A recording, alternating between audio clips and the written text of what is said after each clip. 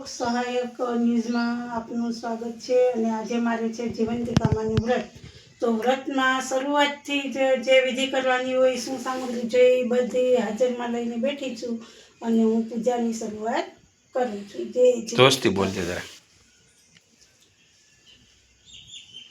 તો પહેલાં પાટલું ડાળી એની ઉપર લાલ સ્થાપન મૂક્યું છે અને એની ઉપર ઘઉંની ઢગલી કરી કુંભની પધરામણી કરી છે.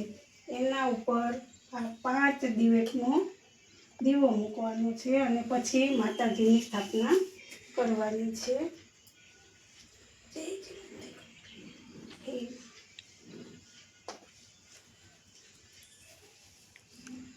ક્યાં માતાજી હોય? જય જીવંતિકામાં. સંતાન સુખ માટે, સંતાન પ્રાપ્તિ માટે આ માતાજીની પૂજા વિધિ અર્ચના કરવામાં આવે છે અને આ વ્રત કરવામાં આવે છે. અમુક બહેનો 5 વર્ષ રહી અને ઉજવણી કરતા હોય છે, અમુક 11 વર્ષ રહેતા હોય છે અને અમુક બહેનો આજીવન રહેતા હોય છે. 12 વાગ્યા સુધીનું જાગરણ કરે છે. ઉપવાસ હોય કે એકટાણા હોય? અને હવે માતાજીની લાપસી બનાવવાની હોય છે અથવા ઘઉંનો શીરો. એ જે માતાજીને ધર્યું હોય એ એક જ જગ્યાએ બેસીને એક વાર પ્રસાદી લેવાની, એ સિવાય બીજું કાંઈ ખાવાનું આમાં આવતું નથી. પ્રસાદી જ લેવાની એક વાર.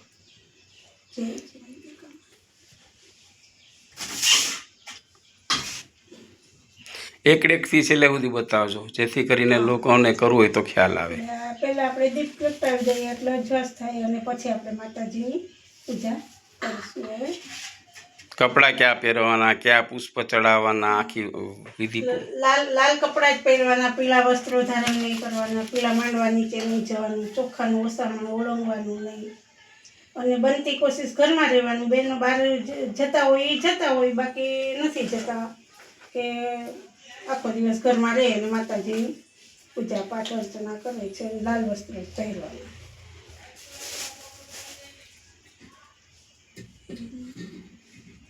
જય માતાજી. આપણે સ્વાગત કરીએ.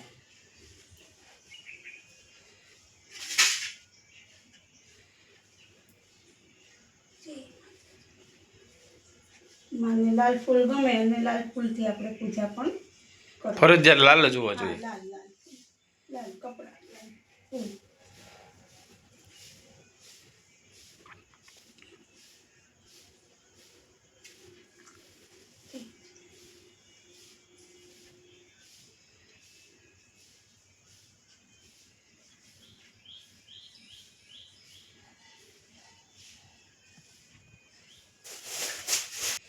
એટલે કે પાટલા માથે લાલ આસન, લાલ આસન માથે ઘઉંની માથે કળશની અંદર પાણી રાખવાનું, અંદર કઈ કળશમાં નાખવાનું નહીં, કળશમાં કઈ નહીં. કળશ ભરીને પાણી માથે 5 દીવા, 5 દીવાનો દીવટ મૂકવાનો અને વાર્તાઓ વાંચવાની આવતી હશે ને? હા. આપણે આ દીવોના આ બધું હવે તૈયાર થઈ ગયું તો એની ઉપર પછી આપણે પાટલા પર દીવો મૂકીને હવે એને પત્ર એટલે બીલીપત્ર હોય તો એ છે, આપણે નહીંતર બીજું કોઈ પણ પાન આપણે ચડાવી શકીએ. બીલીપત્ર ન મળ્યું હોય તો આ દીવો હોય એની સમક્ષ જ માતાજીની પૂજા કરવાની. તો આપણે આ પાણી ચડાવી દેવાના માતાજીને.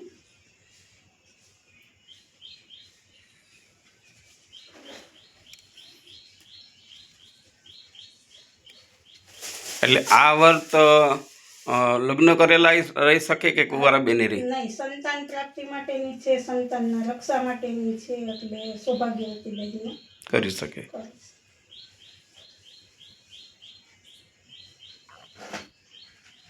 આ વર્ત કેટલા વર્ષ કરવું પડતું હશે? એ 5 વર્ષ 11 વર્ષ એમ કરી અને ઉજવણું કરે છે અને અમુક બહેનો આજીવન ચાલુ રાખે છે. જય માતાજી. ચોખા છાંટવાના માતાજી માથે. સ્થાપન કરી અને પછી પત્ર, પુષ્પ, ચોખા અને કંકુની પૂજા કરવાની. અબીલ ગલાલ કંકુ? કંકુ, ખાલી કંકુ. અબીલ ગલાલ ને બધું ચડાવીએ તો પણ વાંધો નહીં.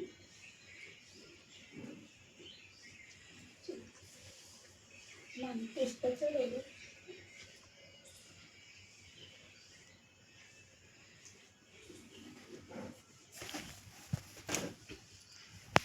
હે માતાજી. એની પૂજા થઈ ગયા પછી હવે આપણે વાર્તા વાંચવાની.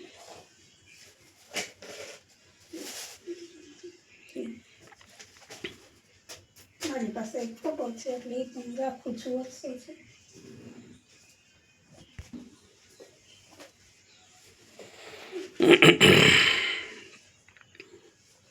આ રીતે બધી પૂજા થઈ જાય પછી માતાજીની આપણે વાર્તા વાંચી લેવાની.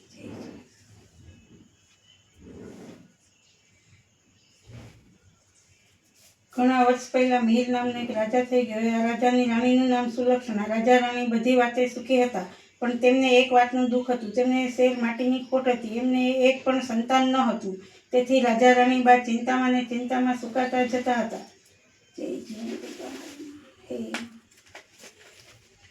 એક દિવસની વાત છે. રાણીમાં ઉદાસ પોતાના ઓરડામાં બેઠા હતા. તેવામાં ત્યાં એક દાસી આવી ચડ્યા. દાસીએ સુયાનીનું કામ કરતી હતી, એટલે ગામમાં કોઈને સ્વવડ આવે તો તે તેને બોલાવે. દાસી રાણીબાના મનની વાત કળી ગઈ. તેણે રાણીને કહ્યું, રાણીબા, તમે આટલા બધા ચિંતામાં શા માટે કરો છો? તમે આ યાજ્ઞા કરો તો હમણાં જ ઉપાય બતાવું. બોલ, શું ઉપાય છે? દાસીએ ધીમેથી રાણીના કાનમાં કહ્યું, જુઓ રાણીબા, ગામમાં એક બ્રાહ્મણીને 3જો મહિનો જાય છે. આજથી તમે સભરગા છો તેવો ઢોંગ કરો, પછી આગળનું કામ હું સંભાળી લઈશ. દાસીની વાત સાંભળીને રાણીએ પ્રથમ ખચવાટ અનુભવ્યો, પણ દાસીએ તેમને કહ્યું, તમે બીઓ નહીં, આ વાતની ખબર કોઈને પણ નહીં થાય. રાણીએ દાસીની વાત માની લીધી. પોતે સગર્ભતા છે એવી વાત ફેલાવવા માંડી. આ વાતને 7 મહિના વીતી ગયા. ત્યાં બ્રાહ્મણીએ મધરાતે દાસીને તેડાવી. મધરાતે બ્રાહ્મણીએ પુત્રને જન્મ આપ્યો. દાસીએ છાનીમાની આ પુત્રને લઈ ચાલતી થઈ અને રાણીના ઓરડામાં પાછલી બારીએથી દાખલ થઈ એક બાળક રાણીને આપ્યું. રાણી તો રાજી રાજી થઈ ગયા. સવાર થતાં આખા રાજભવનમાં આ વાત ફેલાઈ ગઈ. બધા રાજાને ત્યાં પુત્રનો જન્મ સાંભળી રાજી રાજી થઈ ગયા. જ્યારે આ બાજુ બ્રાહ્મણી પુત્ર ગુમ થતાં આંસુ સારવા લાગી. આ બ્રાહ્મણી જીવંતિકામાં દેવીનું વ્રત કરતી હતી, એટલે દેવી તેના બાળકનું રક્ષણ કરવા રાજભવનમાં પણ આવ્યા. સમય જતાં રાજકુમાર મોટો થવા લાગ્યો. તેનું નામ ભરત પાડ્યું. થોડા સમય બાદ રાજા મરણ પામ્યા, એટલે ભરતકુમાર રાજગાદીએ બેઠા. તેઓ ઘણા દયાળુ અને ધર્મનિષ્ઠ હતા. તે પ્રજાને પુત્ર સમાન ગણતા હતા. એક દિવસ રાજા ભરતકુમાર પોતાના પિતાનું શ્રાદ્ધ કરવા માટે ગયાજી જવા નીકળી પડ્યો. રસ્તામાં તે એક વાણિયાને ઘરે રાત રોકાયો. આ વાણિયાને 6 બાળકો થયા. 6 બાળકો વારાફરતી 6ઠે દિવસે મરણ પામતા. આજે સાતમા બાળકની છઠ્ઠી હતી અને વિધાત્રી લેખ લખવા આવ્યા હતા. ઘરમાં બધા ઊંઘી ગયા હતા. ત્યારે માં જીવંતિકામાં રાજકુમારનું રક્ષણ કરવા બારણા પાસે ઊભા હતા. મધરાત થયા તથા વાણિયાને ત્યાં વિધાત્રી પધાર્યા, એટલે જીવંતિકા માતાએ આડું ત્રિશૂળ કર્યું અને કહ્યું, દેવી વિધાત્રી, તમે અહીં કેમ આવ્યા છો? વાણિયાના દીકરાની આજે છઠ્ઠી છે, એટલે તેના લેખ લખવા આવી છું. બહેન, લેખમાં શું લખશો? એના ભાગ્યમાં જે હશે તે લખીશ. છોકરો સવારે મરણ પામશે. ના ના વિધાત્રી, એવું તમારાથી ન લખાય. હું તમારી મોટી બહેન અહીં હાજર હોઉં અને આવું અમંગળ ન લખી શકું. છેવટે વિધાત્રીએ જીવંતિકામાની વ્રત માની દીર્ઘ આયુષ્ય લખી ચાલતા થયા. સવાર થતાં વાણિયાએ પોતાના છોકરાને જીવતો જોઈ નવાઈ પામ્યો. તે તો ખૂબ જ રાજી થઈ ગયો. તેણે ભરતકુમારના શુભ પગલાં માની તેમને ખૂબ સરાભરા કરી. બીજે દિવસે ભરતકુમાર વાણિયાના ઘરેથી જવા નીકળ્યો. વાણિયાએ તેના ઘરે પાછા ફર્યો ત્યારે અહીં પોતાને ઘરે આવવાનો ખૂબ જ આગ્રહ કર્યો. ભરતકુમારે સારું કહી ત્યાંથી રવાના થયા. જય જીવંતિકા.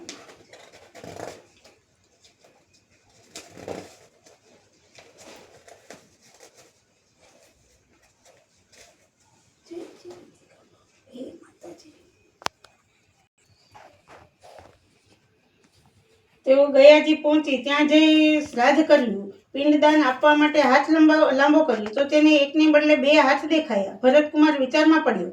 તેણે પંડિતોને આનું કારણ પૂછ્યું, પરંતુ પંડિતો તેનું કોઈ જવાબ આપી શક્યા નહીં. આમાં બીજો હાથ કોઈ દેવીના હાથ જેવો લાગતો હતો. ભરતકુમાર શ્રાદ્ધ કરી પતાવી પાછા વળ્યા. રસ્તામાં પેલું વાણિયાનું ઘર આવ્યું. ભરતકુમાર વાણિયાને ઘરે ગયો. એ દિવસે વાણિયાએ તેને ફરી બીજા બાળકની છઠ્ઠી હતી. મધરાત થતાં પાછા વિધાત્રી લેખ લખવા આવ્યા. આ વખતે પણ માં જીવંતિકાએ તેમને રોક્યા અને બાળકનું દીર્ઘ આયુષ્ય લખવા કહ્યું. વિધાત્રીએ તેમને કહ્યા પ્રમાણે કર્યું. લેખ લખીને આવ્યા પછી વિધાત્રીએ માને પૂછ્યું, દેવી જીવંતિકા, તમે આ વાણિયાના ઘરે કેમ પધાર્યા છો? એટલામાં રાજકુમાર ભરતની ઊંઘ ઉડી ગઈ. તેને કોઈ વાત કરી રહ્યું હોય તેવું લાગ્યું. તે ચૂપચાપ પથારીમાં પડ્યો તે વાત સાંભળવા લાગ્યો. જીવંતિકામાં દેવી બોલ્યા, દેવી વિધાત્રી, આ રાજકુમારની માતા વર્ષોથી શુક્રવાર મારું વ્રત કરે છે. તે દિવસે પીળા વસ્ત્રો પહેરતી નથી, પીળા અલંકારો ધારણ કરતી નથી, ચોખાના પાણીને ઓળંગતી નથી અને પીળા માંડવા નીચે જતી નથી. તેથી મારે આ રાજકુમારની રક્ષા કરવી પડે છે. જે જ્યાં જાય જ્યાં ત્યાં મારે જવું પડે છે. તેના લીધે હું આજે વાણિયાના ઘરે છું. જ્યાં સુધી વાણિયાના ઘરે મારો વાસ હોય ત્યાં સુધી હું તેના બાળકનું અહીંયા સી રીતે અમંગળ થવા દઉં? ભલે, કહી વિધાત્રી જતા રહ્યા. સવાર થતાં વાણિયાએ જોયું તો તેનો બીજો દીકરો પણ જીવતો જણાયો. એને લાગ્યું કે નક્કી આ ભરતકુમાર કોઈ મહાન માણસ છે. બીજે દિવસે ભરતકુમાર રજા માંગી ત્યારે વાણિયાએ એમને આનંદથી રજા આપી. થોડા દિવસમાં ભરતકુમાર રાજમહેલમાં પહોંચી ગયા. આવીને એણે રાણીને પૂછ્યું, માં, તમે કયું વ્રત કરો છો? બેટા, હું તો એકેય વ્રત કરતી નથી. આ સાંભળી રાજકુમારને નવાઈ લાગી. તેને ખાતરી થઈ કે આ મારી સગી માં નથી. તેણે પોતાની માને શોધી કાઢવાનું નક્કી કર્યું. શ્રાવણ માસના પહેલા શુક્રવારે રાજા ભરતકુમારે આખા નગરમાં ઢંઢેરો પીટાવ્યો કે આજે નગરની બધી સ્ત્રીઓ પીળા વસ્ત્રો પહેરી જમવા આવે. કોઈએ ઘરે રહેવું નહીં. શુક્રવારના દિવસે બધી સ્ત્રીઓ પીળા વસ્ત્રો પહેરી જમવા આવી. રાજકુમારે નગરમાં તપાસ કરાવી કે કોઈ બાકી તો રહ્યું નથી ને. તપાસ કરતાં માલુમ પડ્યું કે એક બ્રાહ્મણની આવવાની ના પાડે છે અને જીવંતિકામાનું વ્રત હોવાથી તે પીળા વસ્ત્રો નહીં પહેરે. રાજા ભરતકુમાર આખી વાત સમજી ગયો. તેને બ્રાહ્મણી માટે લાલ વસ્ત્રો મોકલ્યા. બ્રાહ્મણી લાલ વસ્ત્રો પહેરી આવી. રાજકુમાર પોતાની માને જોઈ ખૂબ જ રાજી થઈ ગયા. માં દીકરો સામસામા મળતા જ બ્રાહ્મણીને સ્તનમાંથી દૂધની સેર નીકળી રાજકુમારના મોંમાં પડી. આ જોઈ બધા અચરજ પામ્યા. રાજકુમારે રાણીમાને આ બાબતે પૂછતા રાણીએ રડતા રડતા સઘળી હકીકત જણાવી દીધી. રાજકુમાર પેલી બ્રાહ્મણીને માં કહી ભેટી પડ્યો અને તેને પોતાની સાથે રાજમહેલમાં રાખી. જીવંતિકામાના વ્રતના પ્રભાવથી બ્રાહ્મણીને પોતાનો ખોવાયેલો પુત્ર પાછો મળ્યો અને માતાજીએ એનું રક્ષણ કર્યું. હે માં જીવંતિકામાં, તમે જેવા બ્રાહ્મણના બાળકનું રક્ષણ કર્યું તેવા વ્રત કરનાર સૌના બાળકનું રક્ષણ કરજો અને એમને સુખ શાંતિ આપજો. જય જીવંતિકામાં. હે જીવંતિકામાં. હવે શું કરવાનું હોય? હવે વાર્તા વાંચી લીધી એટલે હવે માતાજીને નૈવેદ્ય ધરવાના. નૈવેદ્યમાં ઘઉંના લોટની લાપસી એટલે કે ઘઉંના લોટનો શીરો બનાવીને ધરવાનો હોય છે. હે જીવંતિકામાં.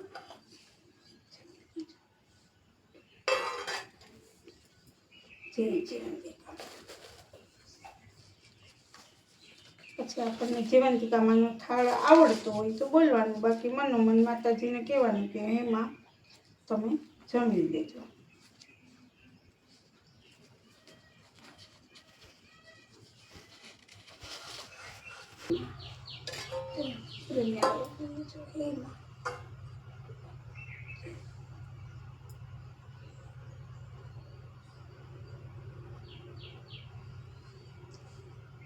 પ્રસાદ ધરી દઈએ પછી આપણે માતાજીની આરતી કરવાની.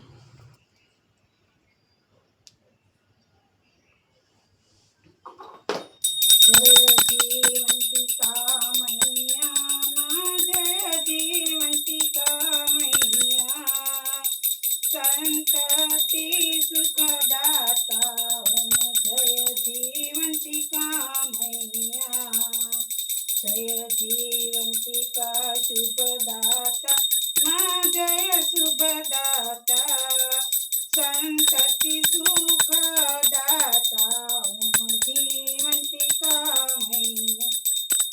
શુક્રવાર શ્રાવણનો આવે મૈયા, શ્રાવણીનો આવે, રક્તાંબર ધરી અંગે, રક્તાંબર ધરી અંગે, વાલુરત ધર ઓમ જય જીવંતિકા મૈયા. તારા વ્રતના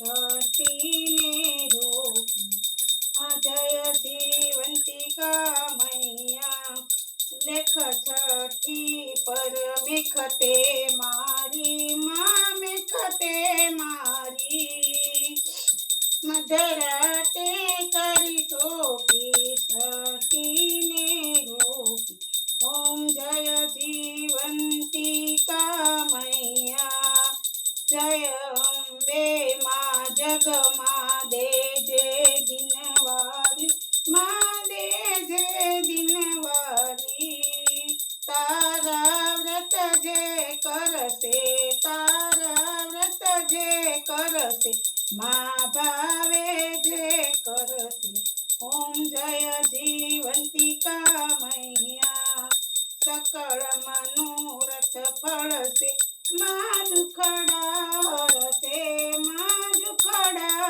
હરશે જય જીવંતિકા મૈયા માં જય જીવંતિકા મૈયા જય જીવંતિકા મૈયા કપૂર ગૌરમ કરુણાવતારમ સંસાર સારમ ભુજગેન્દ્રહારમ સદા વસંતમ સહિતમ નીરદ્યારવિંદે ભવમ ભવમ સહિતમ હે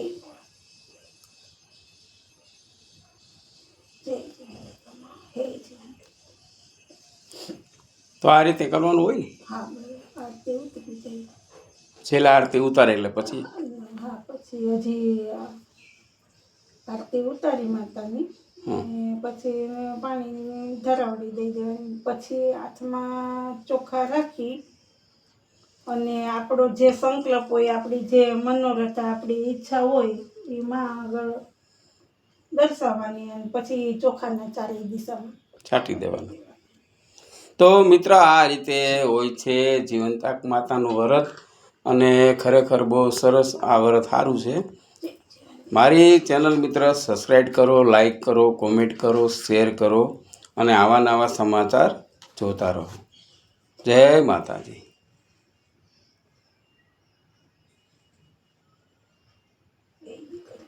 મિત્ર આ વિડીયો 5 વ્યક્તિને મોકલજો જેથી કરીને લોકોને ખ્યાલ આવે સંતાનના આયુષ્ય માટેનું વ્રત છે.